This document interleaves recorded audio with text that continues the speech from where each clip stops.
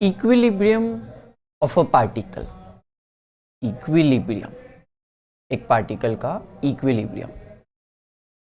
आपको ध्यान है, हमने अभी तक पढ़ा है कि अगर एक्सटर्नल फोर्स जीरो होगा, अगर एक्सटर्नल फोर्स जीरो होगा तो स्टेट ऑफ मोशन चेंज नहीं होगा, स्टेट ऑफ मोशन मेंटेन रहेगा। इसका क्या मतलब है? इसका मतलब चेंज इन वेलोसिटी जीरो होगी, एक्सेलरेशन जीरो होगा।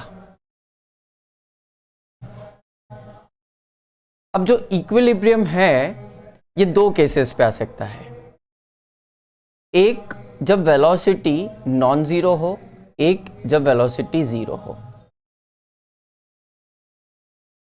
जब शुरू में ही वेलोसिटी जीरो होगी और फोर्स एक्सटर्नल भी जीरो है तो चेंज इन वेलोसिटी और एक्सेलरेशन तो जीरो है, बट यहां पे वेलोसिटी भी जीरो है, इसलिए इसको हम लोग बोलेंगे स्टैटिक इक्विलिब्रियम। इसलिए हम लोग इसको बोलेंगे स्टैटिक इक्विलिब्रियम।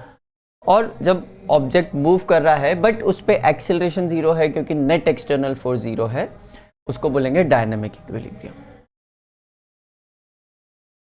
चलिए डिस्कस करते हैं। हम ज़्यादातर केसेस स्टैटिक इक्विलिब्रियम के लेंगे, ज़्यादातर, सारे नहीं पर ज़्यादातर केसेस स्टैटिक इक्विलिब्रियम के लेंगे, कुछ डायनामिक इक्विलिब्रियम के भी लेंगे। इक्विलिब्रियम का बेसिक मतलब क्या हुआ? इक्विलिब्रियम फिजिक्स में इक्विलिब्रियम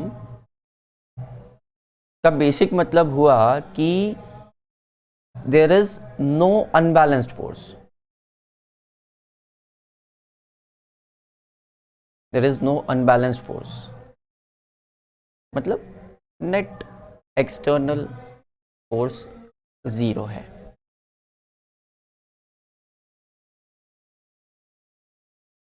इसके लिए सबसे सिंपल एक एग्जांपल लेते हैं। फोर्स एक वेक्टर होता है, आप दो वेक्टर्स को हमेशा से ऐड करते आए हैं। आपको अच्छे से पता है कि अगर एक फोर्स इस डायरेक्शन में है और एक फोर्स इस डायरेक्शन में है तो इन दोनों का रिजल्टेंट अप्रोक्सीमेटली यहां पे कहीं पे आएगा, एफ रिजल्टेंट। बट मुझे यहां पे रिजल्टेंट कैलकुलेट नहीं करना। मेरे पास एक फोर्स है F1, एक फोर्स है F2। मैं एक और फोर्स ऐसा लगाना चाहता हूं, ध्यान से सुनिएगा, मैं एक और फोर्स ऐसा लगाना चाहता हूं, ये तीनों फोर्सेस F3 कुछ ऐसा लगाना चाहता हूं कि ये टोटल तीनों फोर्सेस इक्विलिब्रियम में आ जाए। तो मैं क्या करूंगा, जो रिजल्टेंट है उसके अपोजिट, इक्वल एंड अपोजिट एक फोर्स लगा दूंगा F3। ये तो रिजल्टेंट था इन दोनों का, इसको हटा देते हैं। तो यहां पे I have got three forces F1, F2 and F3, F1, F2 and F3 which are in equilibrium. और इक्विलिब्रियम का मतलब क्या? ये, इसका मतलब मैं लिख सकता हूं फोर्स 1 प्लस फोर्स 2, वैक्टोरियली लिखना पड़ेगा, plus force 3 is equal to 0। Vectorially लिखना पड़ेगा, ये समझ के चलिए आप। ठीक है, इसके एग्जाम्पल्स देखेंगे तो और अच्छे से समझ में आएगा।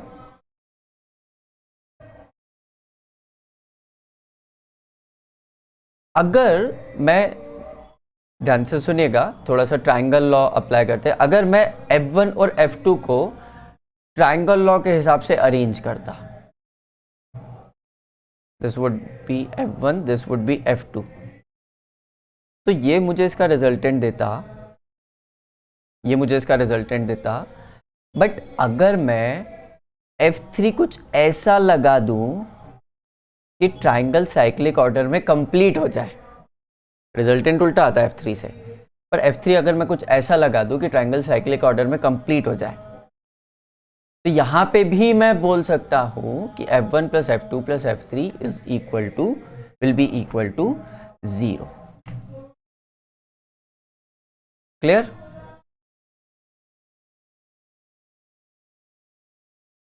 चलिए आगे देखते हैं। ये जो वेक्टर्स हम लोग बना रहे हैं, ये जो वेक्टर्स हम लोग बना रहे हैं, ये 2 डायमेंशन में बना रहे हैं। 2 डायमेंशन की चीज़ों के लिए, for the objects in 2 dimension, हमारे पास एक बहुत अच्छा रेफरेंस प्लेन होता है एक्स वाई एक्सिस सिस्टम, तो उसको बनाते हैं और उसमें रिजॉल्व करके देखते हैं क्या होता है।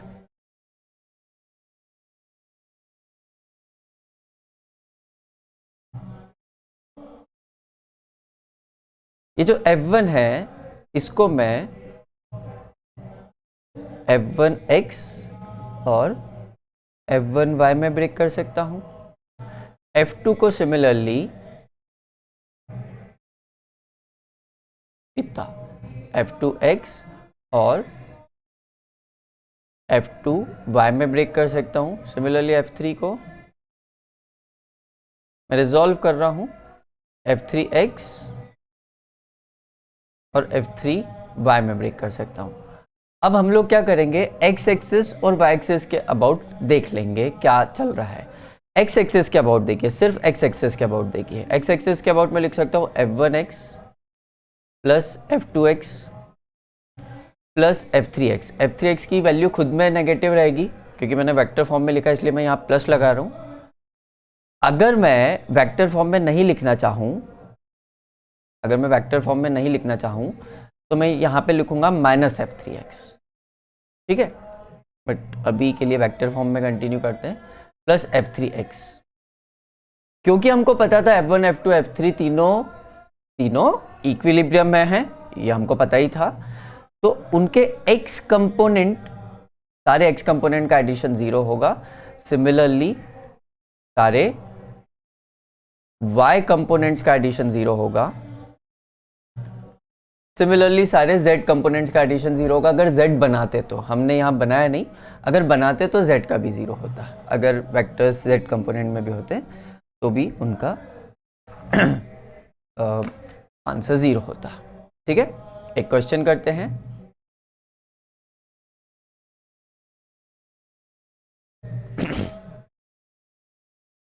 Figure 5.8, a mass of 6 kgs, a mass of 6 kgs is suspended by a rope of length 2 meter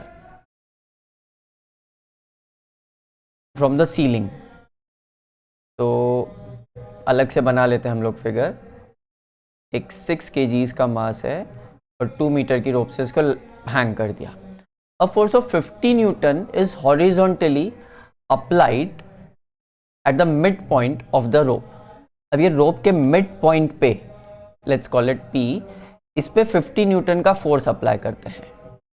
तो जब फोर्स का इफेक्ट आपको दिखेगा तो थोड़ी दूर तक वो ऑब्जेक्ट जाएगी, फिर बाद में वो इक्विलिब्रियम पे आ जाएगी। मतलब वो फोर्स लगाते हुए भी, 50 न्यूटन का फोर्स लगाते हुए भी वो ऑब्जेक्ट कुछ इस तरह से दिखेगी। ये 1 मीटर, ये 1 मीटर और ये 6 kgs का ऑब्जेक्ट।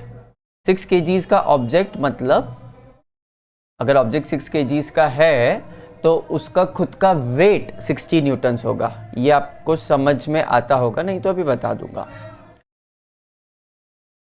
आगे पढ़ते हैं। The force of 50 Newton is applied in the horizontal direction at the midpoint of the rope as shown। What is the angle of the rope, what angle of the rope with the vertical at equilibrium। तो equilibrium पे क्या angle बनेगा ये पूछा है उन्होंने, ठीक है।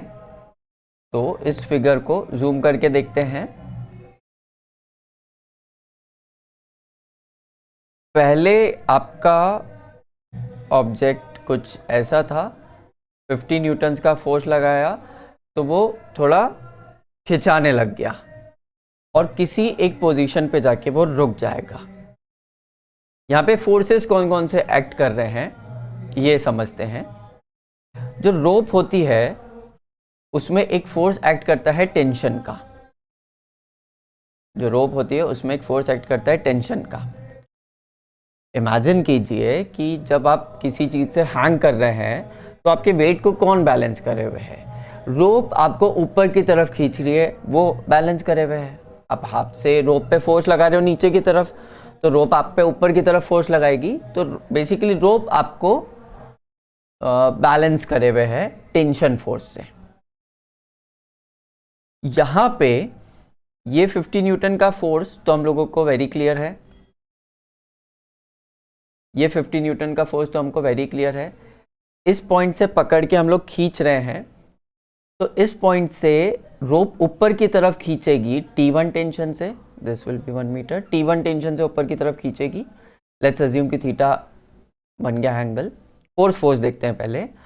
और वेट क्योंकि नीचे की तरफ लग रहा है, तो इस पॉइंट पे नीचे की तरफ एक टेंशन लगेगा T2। रोप में, किसी भी रोप में, स्ट्रेच्ड रोप में एक पर्टिकुलर पॉइंट के आप फोर्स देखेंगे ना रोप के, तो दोनों डायरेक्शन में वो बाहर निकलते हुए आएंगे, क्योंकि रोप खुद खिंचाव में रहती है और उसको टेंशन बोलते हैं। टेंशन मतलब खिंचाव। ओके, तो देखिए यहां पे एक फ्री बॉडी डायग्राम बन सकता है। नीचे 60 न्यूटन का फोर्स लग रहा है, ऊपर T2 लग रहा है, तो T2 खुद 60 न्यूटन का हो जाएगा क्योंकि ऑब्जेक्ट इक्विलिब्रियम में है। यहां पे ये 3 फोर्सेस लग रहे हैं, 50 न्यूटन का इस डायरेक्शन में T1 और इस डायरेक्शन में T2, और T2 की वैल्यू हमारी आ गई है 60 न्यूटन, तो इस डायरेक्शन में 60 न्यूटन बेसिकली, इस डायरेक्शन में 50 और ये थीटा। अब हम क्या करेंगे, रिजॉल्व कर देंगे। अभी करा था ना, रिजॉल्व कर देंगे। इस डायरेक्शन में T1 आ जाएगा, इस डायरेक्शन में आ जाएगा T1 cos थीटा और इस डायरेक्शन में आ जाएगा T1 sin थीटा।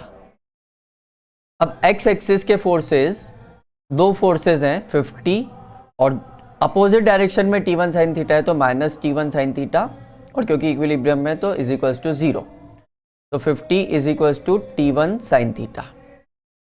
दूसरी इक्वेशन भी लिख लेते हैं। y एक्सिस के हिसाब से दूसरी इक्वेशन लिख लेंगे, T1 cos थीटा माइनस 60, तो T1 cos theta is equals to 60। अब ये दोनों इक्वेशन यूज करके हमको फाइनली सॉल्व करना है।